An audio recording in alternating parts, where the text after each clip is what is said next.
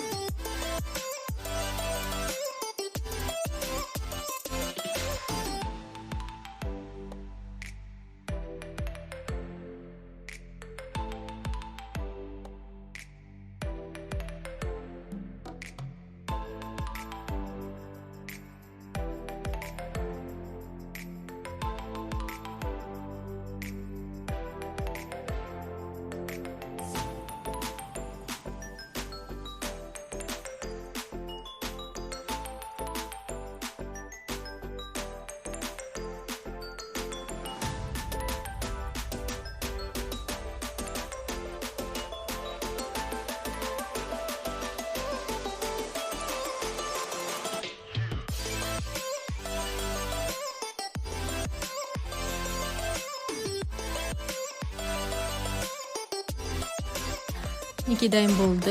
Енді кезекте біз осы основамызды жақсылап үтіктеп аламыз.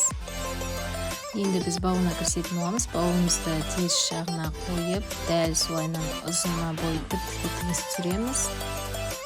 Закрепка беріп отырамыз.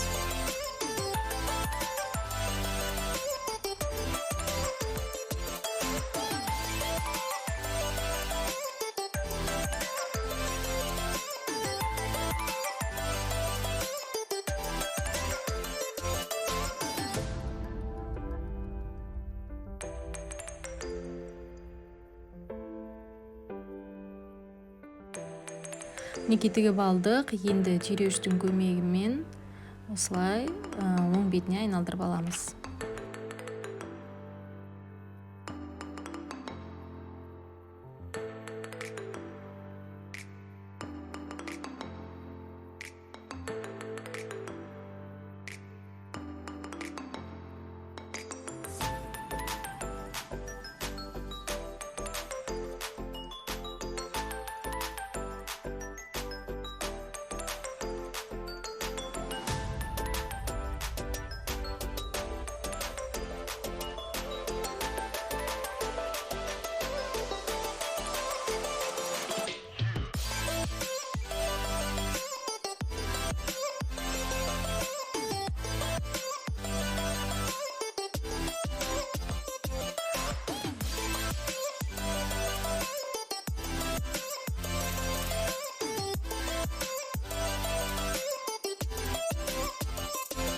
Бауымыз дайын болды. Мен жақсылап тұрып үтіктеп алдым.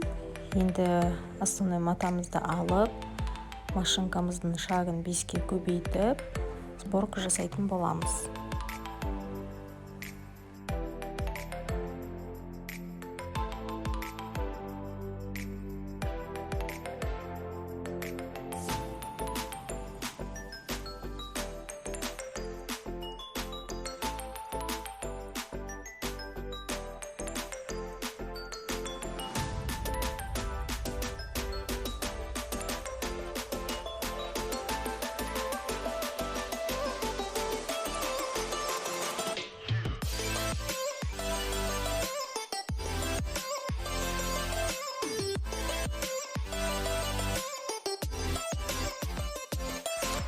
Бір тігіс түсірдім. Енді бір жігін алып, осылай тартып, сборка жасап аламын.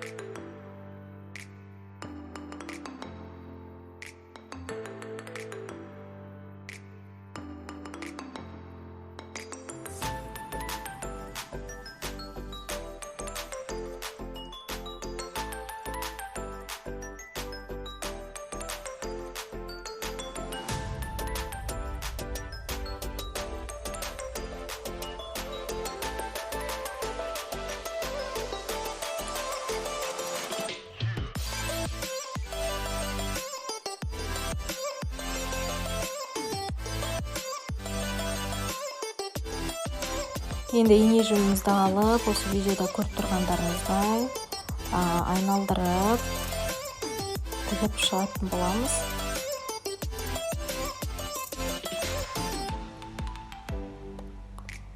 Әр айналған сайын бізде тігіс түседі.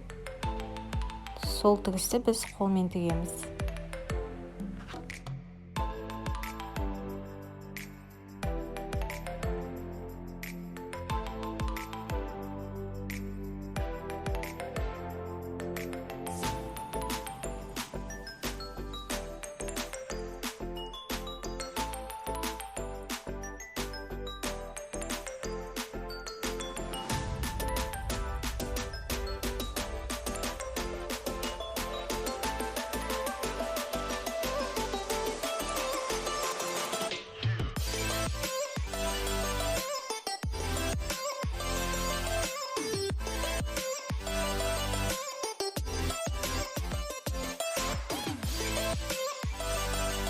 Мінекей біздің розамыз үлкейіп келе жатыр. Әр үлкейген сайын әр слойын біз жоғары жаққа көтеріп кете береміз. Сол кезде гүліміз ашылатын болады.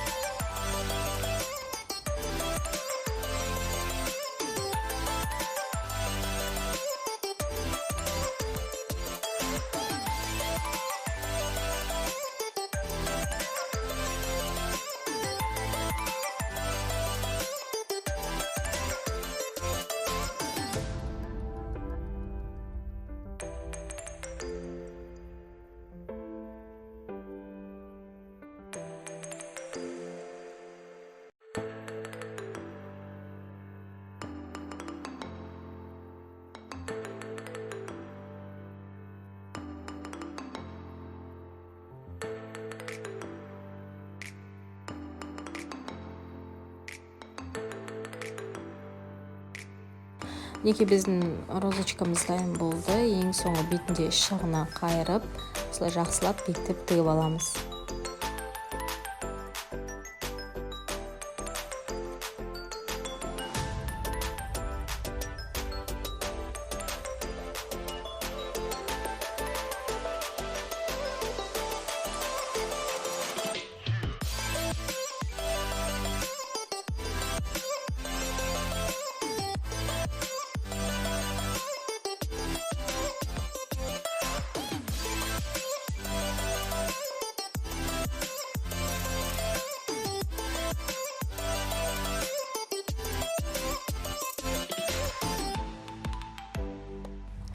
Розочкамыз дайын болды.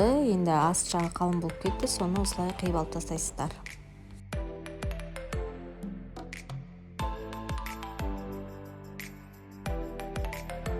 Келесі кезекте біз повязка тігетін боламыз. Дәл ортасын тауып алып, розочкамыздың астына қойып, ине жіппен жақсылап бекітіп тігіп аламыз.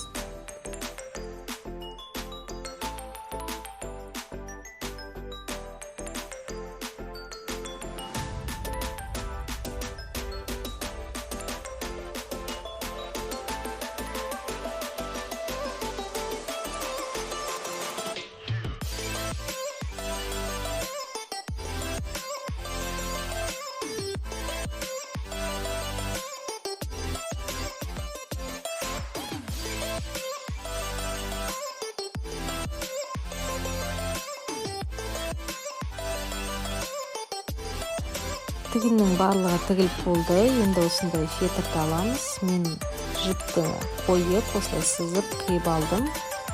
Ыстық клейдің көмегімен осылай фетрімізді жабыстырып аламыз.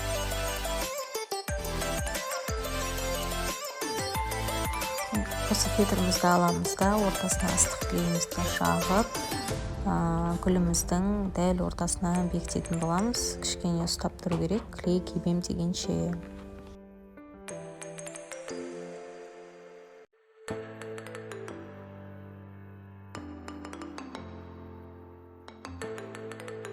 Клей кепкесін осылай жан жағын клейлеп бастаймыз. Кішкене клей жағып, ыстық клейімізді қолымызбен ұстап тұрамыз.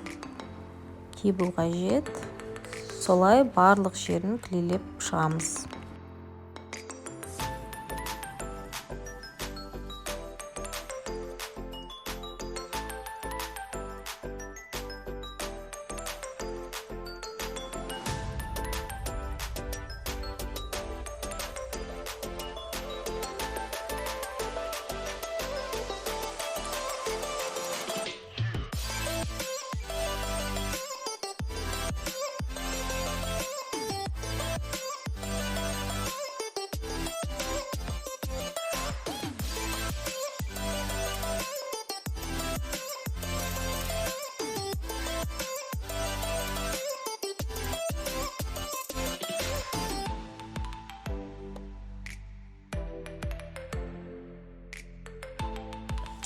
фетрді клейлеп болғасын біз осылай жоғары жағына кірісетін боламыз. Жоғары жағында ашық тұрған жапырақтарымызды бір-біріне біріктіреміз.